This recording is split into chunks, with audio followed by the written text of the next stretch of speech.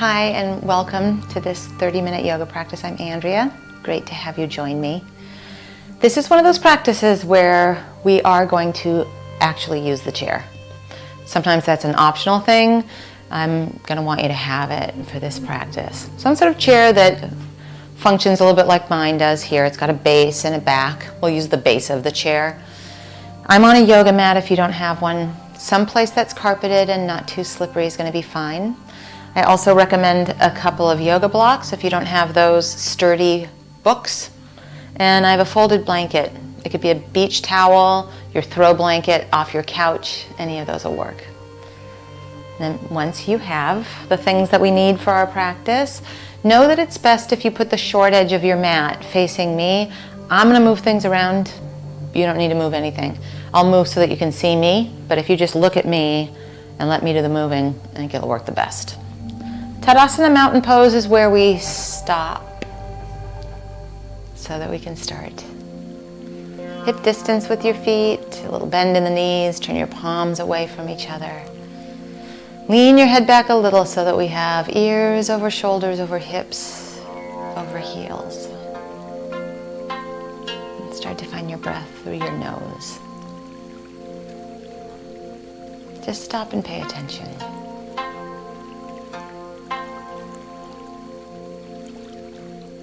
Slow, rich, full inhales and complete exhales. Earth beneath our feet, crown of our head extending like a mountain top towards the sky. 2 more moments here, just to land. And then inhale, arms out to the side, a V shape overhead. And exhale, float your arms back to your sides.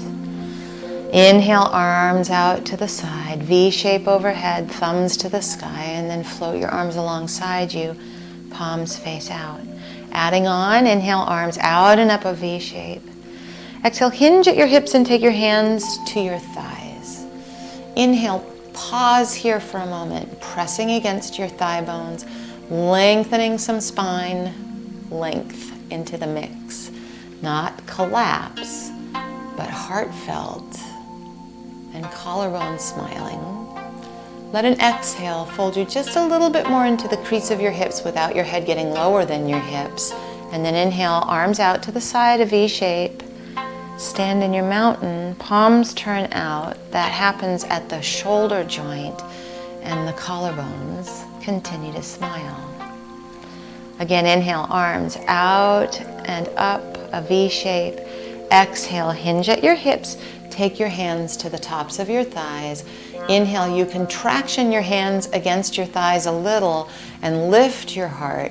Exhale a little bit more, hinge at the hips, and then inhale, arms out and up, a V shape overhead. Stand in your mountain, little tiny soft bend to your knees, beautiful posture, ears over shoulders, over hips, over heels. One more time, inhale, V shape. Exhale, hinge at the hips. Hands to thighs, inhale. Get tall. Exhale, a little bit more, hinge at the hip. Inhale, arms out and up, a V shape overhead. And then stand in the majesty of your mountain. This is where we'll use our chair. Take your chair towards the front edge of your mat. Our hands are going to go on the base of it, so if you need to turn it towards you, however you're going to be able to get solid with some weight bearing on your hands here. And then facing at hip distance in our mountain, inhale, arms out and up, V shape overhead. Exhale, hinge at your hips, hands to your thighs. Inhale, your heart forward, and then take your hands onto the base of your chair. Make sure everything's sturdy. I'm doing the same.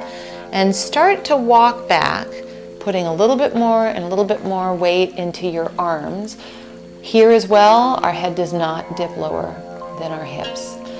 Press into your chair base and feel your hips lift up and away from your chair. Stand into your legs, low belly lifting. breath steady. And you can kind of experiment with a little bit more oomph into your arms. It might be sticky in the backs of your legs. That's all well and good. This is called puppy dog pose. You're adorable right now. Keep breathing. 3 more. This is sort of like a precursor to a down dog eventually, maybe. Now, with your belly firm, walk forward hip distance, hands to your thighs. Inhale, heart forward. Exhale, a little bit more hinge at the hips. Inhale, arms out and up, a V shape. And then stand into your mountain. We'll add the 2 together, and we'll start to pick up a little bit of a tempo for a sun salutation variation. Inhale, arms out to the side, thumbs to the sky. Exhale, hinge at your hips, hands to your thighs. Inhale, heart extends forward. Exhale, a little bit more hip hinge and placement carefully of hands to base of chair. Walk it back so that you have your puppy dog with a little oomph in your arms, a lift of your sit bones, a sinking of your heels towards the ground. No head lower than hips. 2 moments here in our puppy dog. And then walk it forward slowly, mindfully, feet hip distance, hands to thighs. Inhale, heart forward. Exhale, a little deeper hinge in the hips. Inhale, arms out and up, V shape overhead. Stand into your mountain, again like that. Inhale, arms out and up, thumbs to the sky, V shape. Exhale, hinge at your hips, hands to your thighs. Inhale, your heart forward. Exhale, a little bit more hinge at the hips, and place your hands on the base of your chair. Walk it back mindfully. Press a little extra oomph into the arms. One thing we want to be careful of is that oomph does not mean collapse of shoulders into ears. Remember, our head stays high, no lower than our hips for sure. And then walk it forward, hip distance, hands to thighs. Inhale, heart forward. Exhale, hinge at the hips. Inhale, arms out and up, V shape. Stand in your mountain, last time like that. Inhale, arms out and up, a V shape. Exhale, hinge at your hips, hands to your thighs. Inhale, your heart forward. Exhale, little hinge at the hips, hands placed carefully. Walk it back, puppy dog. Oomph in the arms, but not head lower than hips, and no shoulders and ears. And then walk yourself forward, feet hip distance. Take your hands to your thighs. Inhale, heart forward. Exhale, little hinge at the hip. Inhale, arms out and up. V shape overhead. Stand into your mountain. This time we will use the chair, and it will be part of what takes us to the floor. Inhale, arms out and up, V shape. Exhale, hinge at your hips, hands to your thighs. Inhale, heart forward. Hands onto your chair. Start to walk it back as if puppy dog, but not too far, so that we can really gently, slowly come onto our mat, onto our knees. I'll move my chair so that you can see me. And this is one of the parts where I'm going to change the position of my mat a little bit so that you can see me better. You don't need to change a thing, but what you might want to do is put your folded blanket underneath your knees, because we're coming to hands and knees, and that might feel better to have some padding. I'll join you in the padding. And once we come to hands and knees, there are a few things that we want to get really clear on. We've kind of been rehearsing them in our puppy dog, but now we're weight bearing on our arms, and you don't want your hands too close to your wrists are not going to like that. You don't want them so far that your shoulders are not going to like that. So think wrists under shoulders. And then feel your hands work into what feels like clay. So you feel muscles actually exist in your hands. Now you can have your toes curled under or be on the tops of your feet. We're just going to gently, like we're sassy puppy dogs again, let your butt go to the sky a little bit, and then tuck your hips underneath you a bit. Keep pressing evenly into your hands. Just let your hips go to the sky and your hips round. We're not going for anything radical here. See if we can inhale as we have our butt to the sky. and exhale, rounding. This is called a cat-cow. This is actually the cow part, which never made sense to me, but it is. And then this is the scared cat as we exhale and round. And what we want to emphasize is the pelvic movement here, because there's something called frozen pelvis that none of us want. So as we're here being sassy in our cat-cow, we're avoiding the frozen pelvis. Now stay with it. Your tempo can be different from mine. That's fine. We'll inhale and exhale. Let's do about 2 more rounds. Again, your tempo can be different from mine, and that's fine.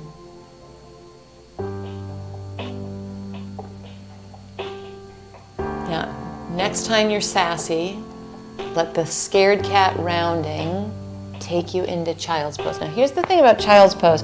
It's kind of a resting pose, but not for all of us. A lot of us are going to be up here because the flexion or the bending of our knee is a little tricky, so that's fine. Settle into wherever you settle in, but give yourself weight off of your arms so that we can do some wrist circles and let them release a little bit. It's actually good for them to have a little bit of load, a little bit of weight bearing, but they may not be used to it, so give them a break. Take a second. And then once again, hands and knees. We'll head to our cat-cow. Inhale, sassy, hips to the sky. Exhale, rounding. One more time. Inhale, sassy. Exhale, rounding. Now, inhale, sassy, and this time as you exhale, let your pelvis line up with your knees and come kneeling. Once you're kneeling, step your right foot forward. Stay on the back knee, arms to the sky with a V shape, thumbs to the sky, or if you prefer it, just take your hands onto your thigh. And then this is tricky for me too. Hands come to hips, let's do. We're going kneeling again. So right knee next to left knee. Come to hands and knees.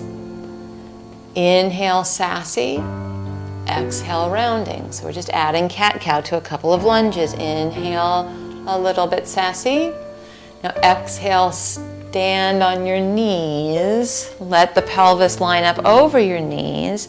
Left foot steps forward. You can have your hands on your hips if that was helpful.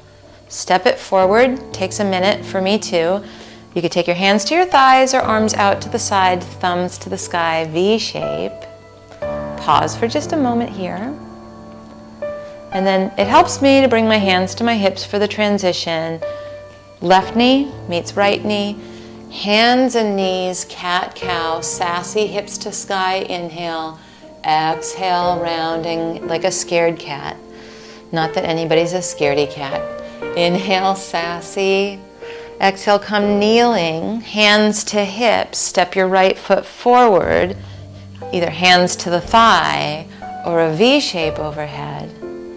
And then hands to hips because it's helpful. Right knee next to left knee, hands and knees. Inhale, sassy. Exhale, rounding. Inhale, a little sassy. Exhale, stand it up. Hips over knees, hands onto your hips. Left foot steps forward, either hands to the thigh or arms out to the side and a V shape overhead. And then return your hands to your hips and swoop. Left knee next to right knee, hands and knees, and then slowly sassy with the hips and rounding. Sassy with the hips and rounding. We'll do that one more time. Sassy with the hips, rounding into child's pose. Remember, it's completely fine if your hips don't get to your heels. What I'd like for you to do is just let your wrists release for a moment.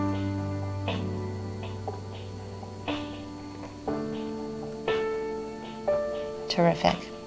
Now come to hands and knees. Find your wrists underneath shoulders. We're not doing cat-cow this time, but we do want to be super mindful of how we're aligning wrists under shoulders. Now push the ground away enough that it doesn't collapse shoulder blades towards each other. Lift your low belly. Now step your left foot back behind you, like you're flirting with doing a plank, and press evenly into both hands. Can you find that clay underneath your hands that we were talking about? And even little bits and pieces of the puppy dog that we practiced on our chair. And then step your right knee next to your left knee. Keep pushing the ground away. It's tempting to collapse. For me too, I know. Step your left foot back with the toes curled under like you're flirting with a plank. And you could have your right toes curled under too if that feels better to you. Evenness as you press into your hands and you feel the clay underneath your hands. 2 moments. Is your low belly lifting? Are you breathing? Left knee meets right knee. And we head back to our child's pose, really mostly so that we can let our wrists release. If you would rather, you can come kneeling like we did earlier and let your wrists release here. So if this feels better to you than child's pose, great, perfect. Once more, positioning shoulders and wrists in a vertical line and feeling our hands in the clay. Step your right foot back so you're on the ball of the back foot, so like on the base of the toes. Most of us are going to stay here for a second round. A couple of us will step the left foot back too. And I want to make sure that if you're doing that, there's no collapse that I spoke of. So you're really pushing the ground away and your low belly is lifting, whether you have 1 or 2 legs. And then we will return the left knee and the right knee, and we'll either take a child's pose or come kneeling to let our wrists have a moment. That was great. We'll do one more so we can kind of hit the other side of that. Hands and knees, taking the time to position carefully. Push the ground away, so no sagging, low belly lifting. Left leg steps back, evenness in the hands, evenness with our breath. This is plenty. You can stay here the whole time. Or venture your right knee, off your mat and push into your hands and breathe. 2 moments. Right knee and then left knee, and your choice of kneeling to let the wrists go or child's pose with the wrist releasing. Take a couple moments. And then probably get rid of this padding for our next adventure. So come off of it, whether you're kneeling or hands and knees, and make your way onto your belly. Once you're on your belly, Sphinx pose. So bring your forearms in front of you and traction the ground towards you. So just feel like you're trying to pull your elbows towards you. Now, as you're doing that, lift your low belly. We're still not collapsed into the shoulders. Chin is parallel to the ground. We're not looking for a really crazy looking back bend. We want a long, strong back bend. So low belly lifting, press into the tops of your feet so much that it feels like your kneecaps are kind of coming off the ground a little bit. Let it be that you're long and strong in the low back as well as the whole entire spine, and that your chin is parallel. And then lower down and make a pillow with your hands. Rest your head to one side. Bend your knees, and like a little set of windshield wipers, just let your knees go side to side a little bit. Great. And just rest your head on your hands. I think if I do that, I'm going to eat my microphone, and that won't sound very good to you. And then legs extend straight on the ground.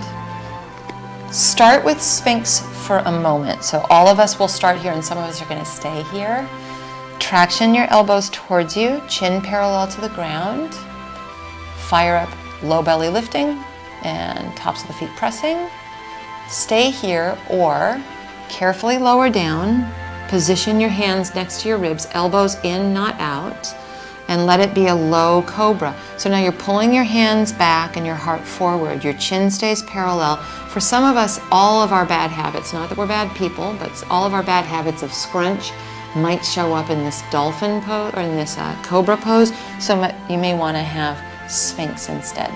Long, strong back bend wherever you are. 2 moments.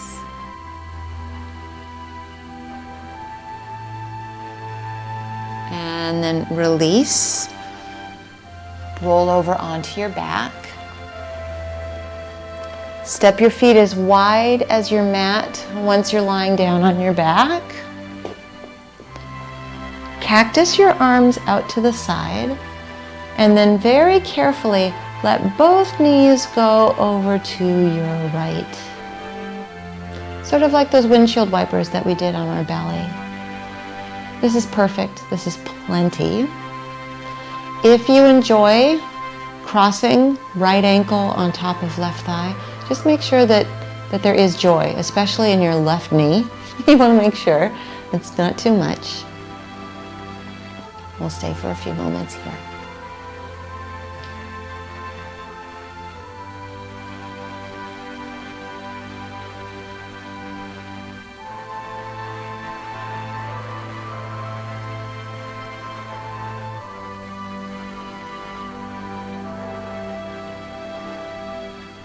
Be very careful. Uncross first your right ankle. Bring both feet as wide as your mat. Come down the middle for a moment. Be in the middle for a moment. And then let both knees windshield wiper over to your left. That's plenty. No need to go any further than this.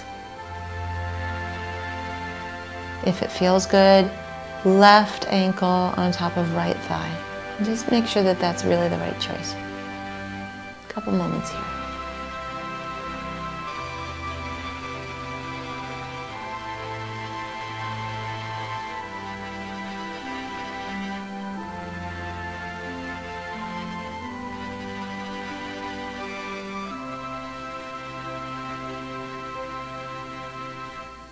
So terrific. Now uncross first, both feet on your mat. Down the middle. Now, I like to use a block sometimes for this, for underneath my left foot to start with, so I'll show you. We're going to cross right ankle on top of left knee, and if you have the block underneath your left foot, that could be plenty. That could totally do it.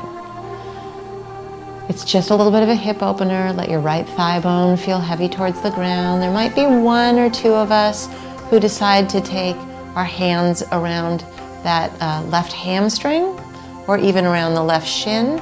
You might prefer a folded blanket underneath your head.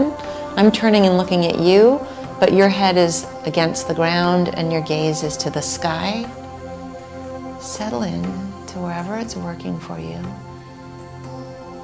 Let the very tops of your shoulders feel heavy to the ground, as if that Sphinx pose had found you here.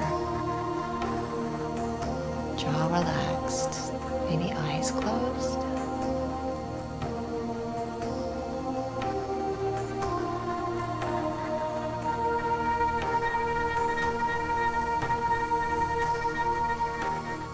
Feel all the feels and let them dance with your breath. If you feel a little bit distracted, it means you're human. Just see if you can come back to the dance, all the feels and your breath.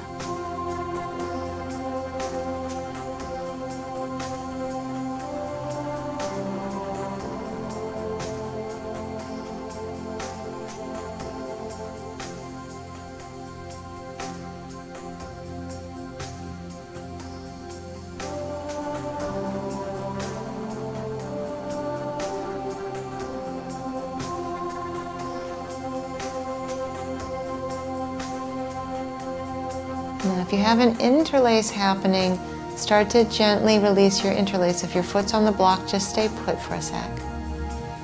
All of us, right foot down, and then we're right down the middle. If you're using your block, you will want to move your block underneath the other foot, and then left ankle on top of right thigh. Flex your toes back so it doesn't feel like a wobbly ankle and then the whole thing going into your knee. And you decide if threading through at any point around the hamstring of your right leg or around the shin of your right leg feels like it works for you. Great. If it's a struggle and your shoulders are coming up into your ears, I think it's much better to just have your foot on that block. and then we settle into our meditation in this shape. Maybe you close your eyes. Let the heads of the arm bones feel heavy as if Sphinx pose were here with you now. Jaw and throat are relaxed.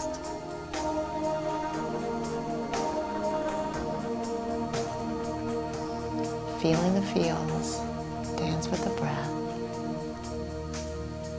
A few moments.